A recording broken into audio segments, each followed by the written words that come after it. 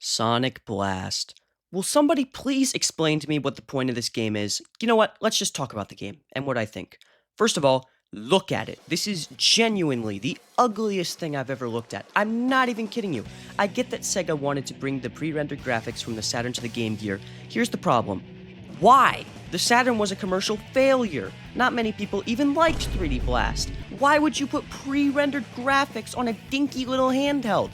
It looks like they made a Sonic render, cranked down the resolution, and compressed it as much as humanly possible.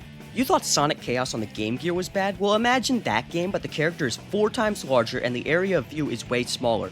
The first 3 levels are kinda fine. They look bad, but they're fine. But then you get to Blue Marine Zone. This must be the slowest Sonic underwater level in the entire series. It's that bad. But not only is it slow, it's a maze. That's right, a maze, underwater. Doesn't that sound like fun? It wouldn't be too bad if there weren't all these pipes blasting you in the opposite direction of where you need to go. It's miserable. This level also makes the game inconsistent, because you only spend about 30 seconds per act in the previous levels. The whole zone can take hours if you don't know what you're doing. The final level is only a little bit better. To be honest though, you don't notice the underwater speed drop all that much because Sonic moves frustratingly slow anyway. Other than that, Sonic's hitbox is annoyingly small. You can only get rings if they hit Sonic right in the middle, nowhere else.